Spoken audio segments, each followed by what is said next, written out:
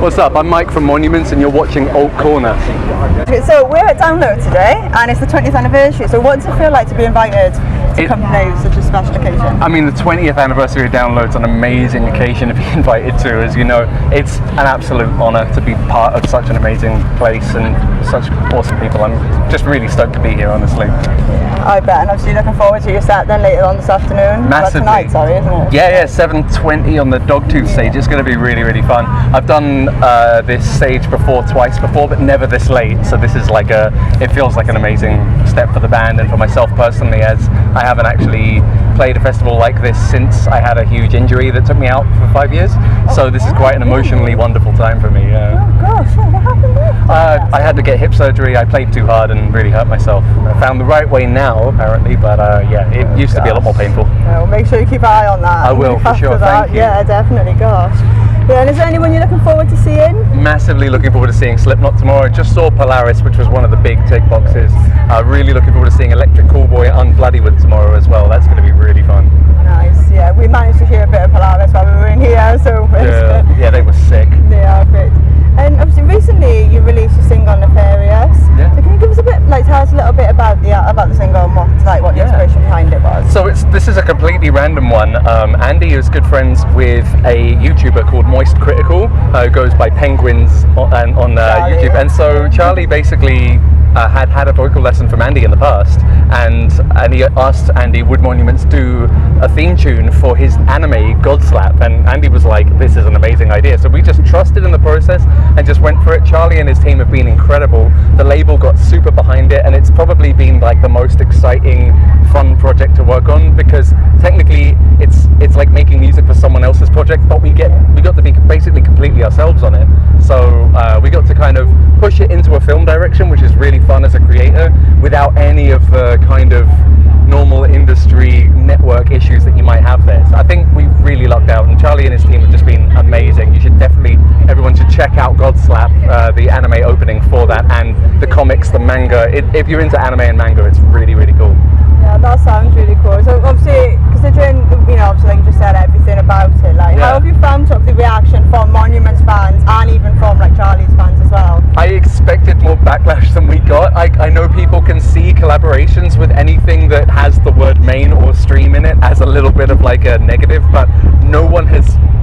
I really haven't seen it, and you know how we can be as musicians, we sometimes seek that out even though we don't want to, but everyone's been incredible and really open-minded to it. I'm really proud of the song, and I think it shows that like we really stuck to our guns with it, and it's been an amazing experience.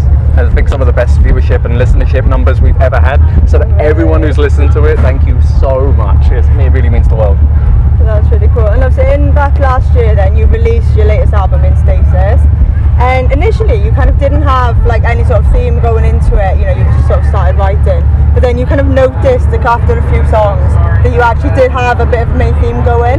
So can you tell us kind of like sort of how that worked? Like how did you kind of just subconsciously end up with this little theme initially and then plan the rest of the album then to follow it? I think because Brown, as he writes ideas, they're very conceptual. He's like writing music for a movie in his mind, so everything has concepts and characters and micro themes, and then Andy plays into that. And so we kind of the songs had themes, but there wasn't really an overarching one, and then all of a sudden we realized there was this overarching theme of being stuck in the middle of great energy, and I think COVID was really playing into that.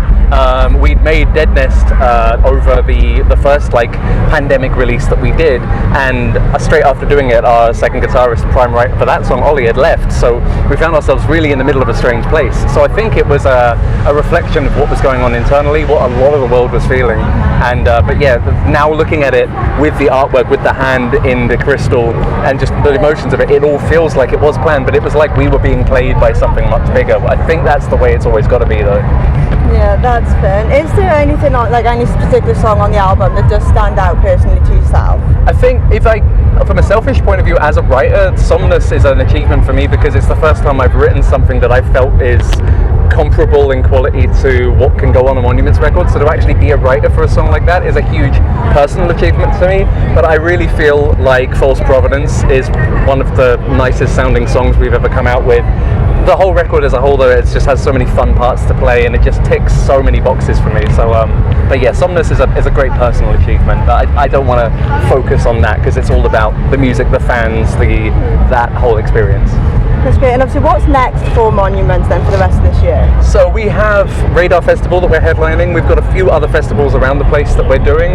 There's some other stuff that has yet to be announced. Yes, I wish I could talk about it, but there's some other cool touring things going on. And then I think we're just going to be continuing the writing process in between stuff, and hopefully just getting M5 begun and exploring that process a lot. Awesome. And we'd like to just quickly end with like a little game. So we'll ask you to play. So pick a number between 1 and 20, and each number is a random question. Okay. Okay. So do you want to pick 17. 17. So what's the craziest moment you've experienced? The craziest moment, like in the live world?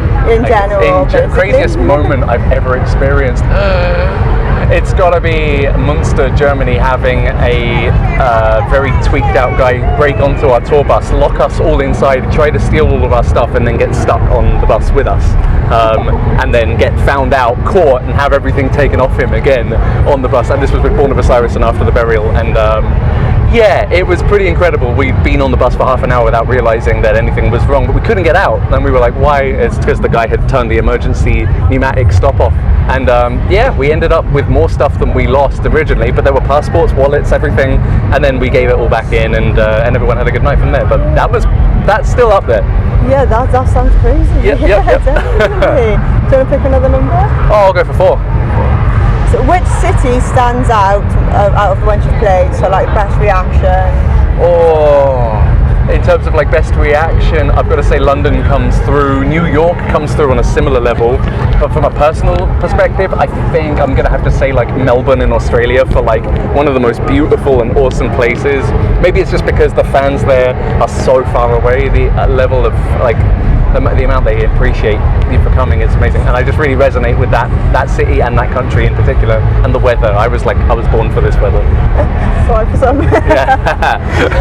That's good. Do you want to do one more? Sure, let's just go for number 1. Maybe people are missing that because they want to get clever, you know. You'd be surprised, a lot of people have taken this one and it's the hardest one. Okay, let's do it. Would you rather write music but not be able to play it, or play music but not be able to write it? So what is it that's more important to me, the writing or the playing process? Playing process, 100%, because my life makes sense when I'm on stage and performing and something's happening and we're all having a moment. That level of emotion does not happen in the studio for me. It kind of does, but it's close. I just want it to be more like a live gig. So I would miss writing, but I would perform happily. Yeah, that would be me. That's absolutely fair. That's great. Well, thanks for speaking to us today. My pleasure. Thank you so much for having me.